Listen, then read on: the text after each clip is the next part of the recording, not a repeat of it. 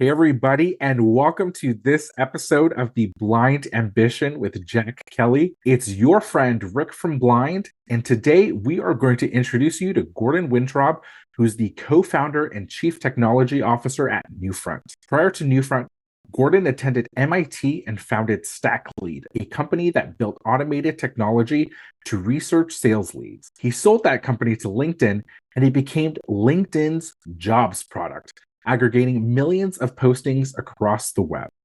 Now he's at Newfront, which is a modern brokerage transforming the risk management, business insurance, total rewards, and retirement services space through the combination of elite expertise and cutting edge technology. Specializing in more than 20 industries and headquartered in San Francisco, Newfront has offices nationwide and is home to more than 800 employees serving organizations across the US and around the world. Thanks for coming on the show, Gordon. Thanks, Rick. Thanks, Jack. Appreciate you My having me pleasure. and the great intro. Hey, if you don't mind, Gordon, I want to jump into this for LinkedIn. So you were the guy that started all the job postings? I can't take credit for starting the I'll job take credit. That's all postings. right. But The story there is I'd started this other company. We went through Y Mhm. Combinator back in 2014, and we very serendipitously met someone in product at LinkedIn who was thinking about how to evolve the jobs product. So at the time, the only job postings on LinkedIn were premium postings, ones that recruiters spend a lot of money on.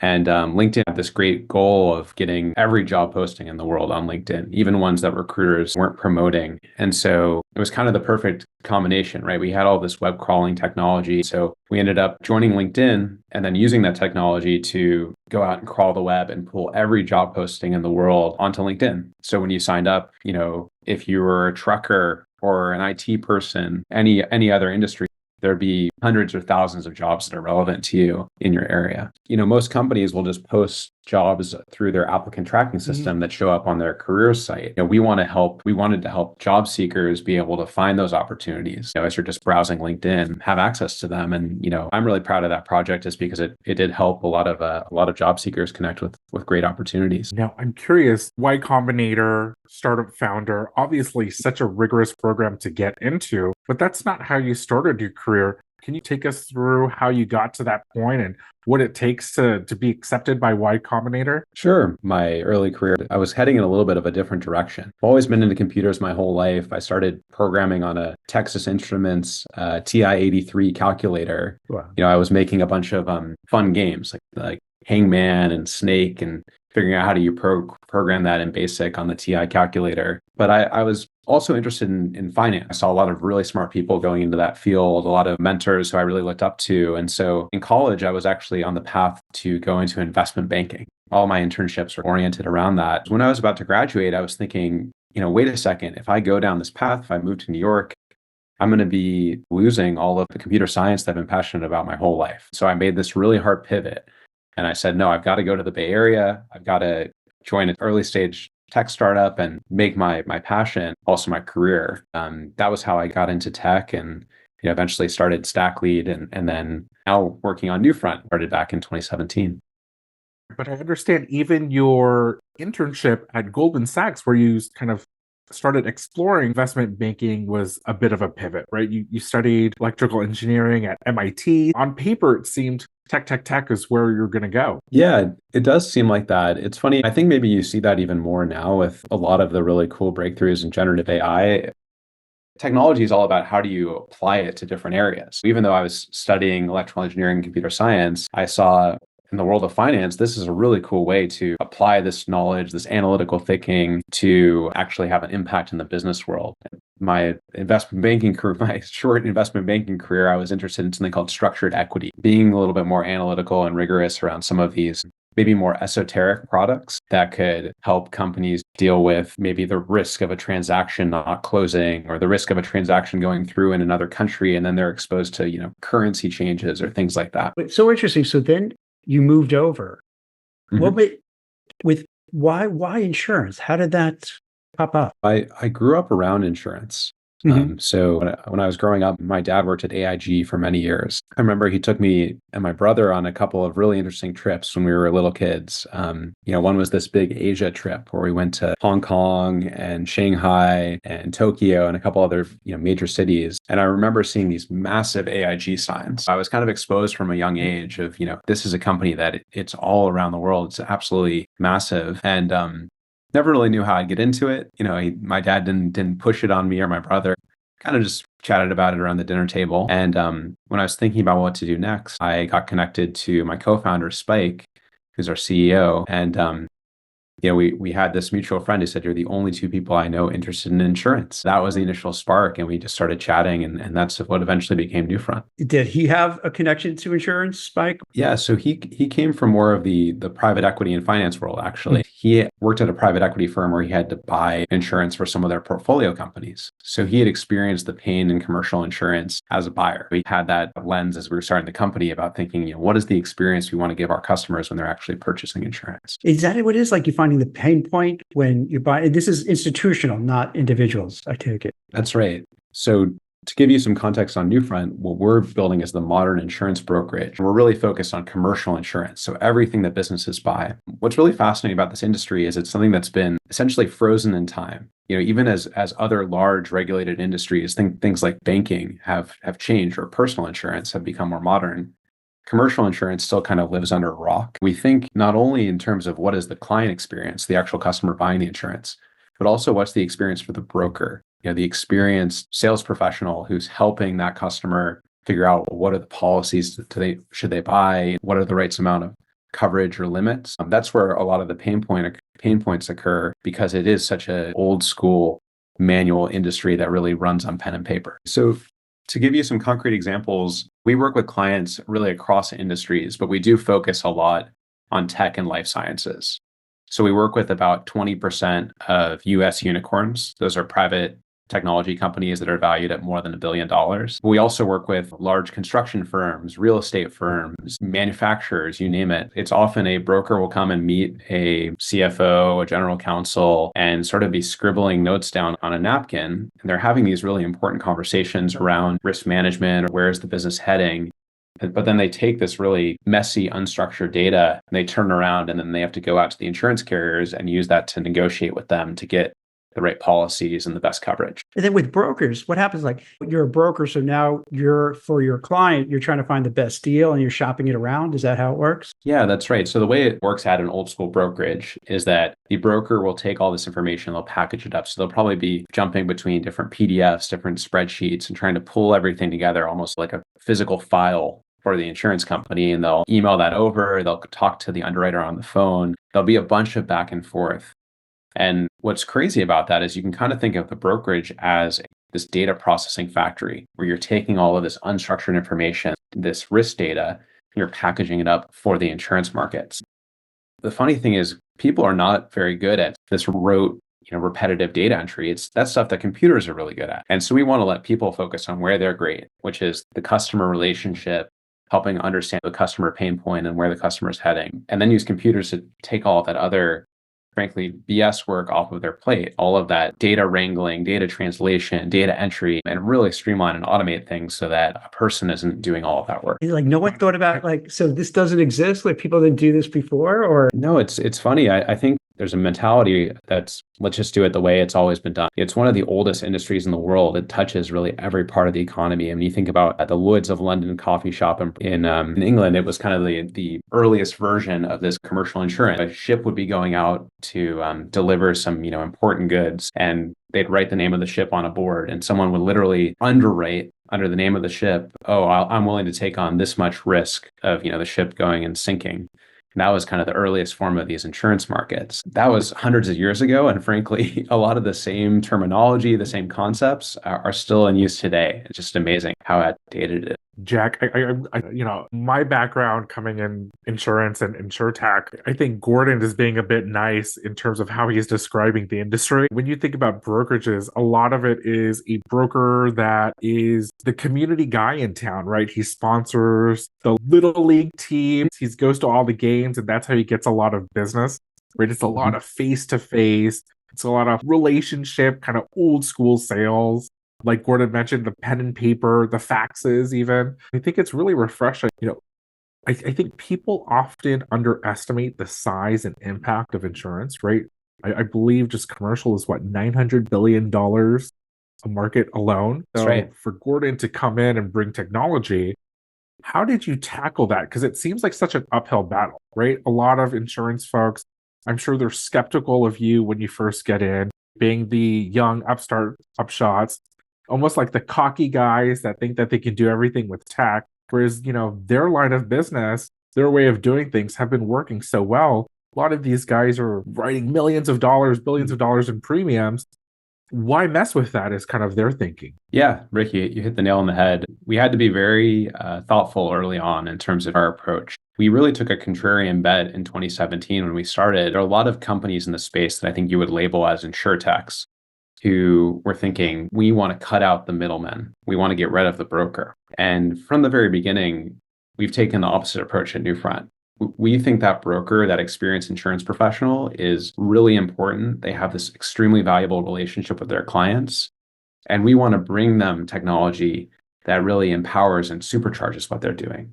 So we don't want to get rid of them. If anything, we want to help them do 10 times more, 100 times more than they ever thought they could before, because they have this great platform. And the platform is not only making them more efficient. So in terms of how are they sort of dealing with all this back office work, it's actually how do they give their customers a better experience? So maybe it's bringing more data to the conversation. So explaining to a customer, hey, I'm recommending these limits because this is what your peers are buying. Or showing them, hey, I've gone to these carriers and I was able to actually get you this decrease in costs because of how I was able to negotiate with them. It's using that data to really guide the conversation and make it a lot better. You're the co-founder, you're the CTO, the tech guy that has to figure out how to architect these systems and build that initial product from the ground up.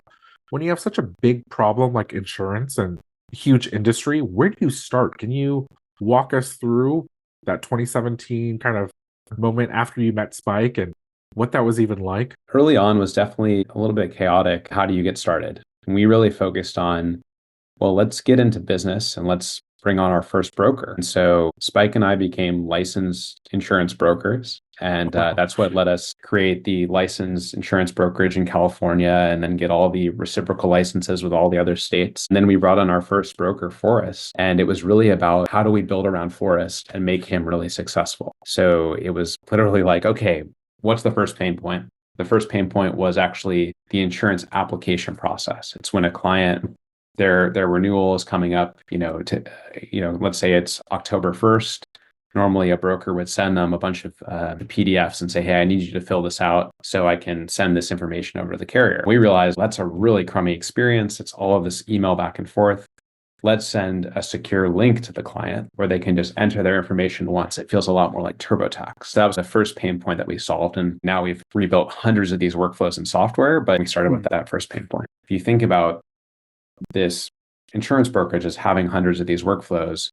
A lot of the workflows are things like, okay, a broker will open up a PDF that has some information from an insurance carrier, and they'll have to copy a few pieces of data into our product. And that's a really clunky data entry task. And so increasingly, we're rebuilding those workflows so that instead you just take that PDF and you drag it into the product. We then use a large language model to parse out all the important information. We structure that data. And then the insurance professionals are just guiding the system. They're the human in the loop, checking, oh yeah, that looks correct. That looks correct. I need to tweak this number. And it's taking workflows that previously took many hours down to a few minutes. I love that example because I think an engineer listening, admittedly, insurance is probably not first of mind for one of the industries where they want to work. But it seems like in terms of the market, the impact is obviously incredible. The product itself is so necessary, right? Like you simply cannot do business without insurance.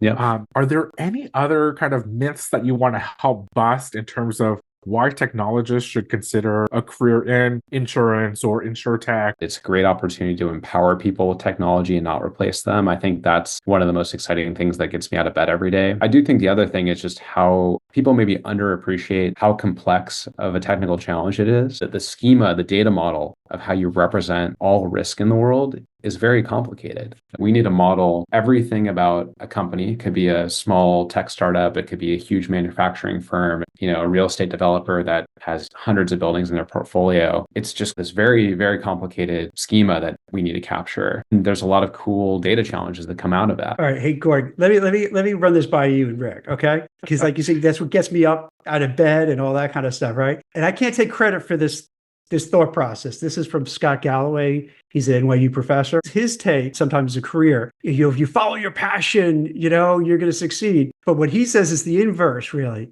is that, and this is kind of what you're doing. So I was like, all right, did you wake up as a little kid and said, hey, I want to be an insurance guy? No. But then you became an insurance guy and you're successful at it. And you build, you know what I mean? And then you go to Y Combinator and you're more successful. Now you're passionate about insurance because you're doing well and you're succeeding and you're making money. Like now you're passionate. So it's like the reverse kind of thing that maybe insurance is secondary, but now you love it because that's how you're making all your money and you're doing really well. I think I hear what you're saying. I think for me, and people have definitely given me this feedback. I think sometimes it can be a positive, sometimes it can be a bit of a negative, but it's having a real bias for action. Right? It's thinking like, okay, we've got a problem here. How do we just start jump in and start solving it? And it might not be obvious from the beginning. You might think, oh, it's too complicated, or it's always been done that way. But you only start making progress by just getting started, right? That's you have that bias. You're looking for problems to fix, right? Exactly. Like as you're talking about it, you're lighting up. Like, so that's like a thing. Like you're looking to see, okay, how we can make it better for our customers, right? How we can fix this glitch, how we can kind of get better technology. Is that it? That's kind of keeps driving you exactly better and better. And that's what's been so cool about building Newfront. And really, I hope the culture that we built on the team is, as we get deeper into it, we realize there's more and more of these overlapping problems and lots of opportunities to bring technology to solve them. See, that's the difference between success and failure. Because I would be the one, oh my God, all these headaches.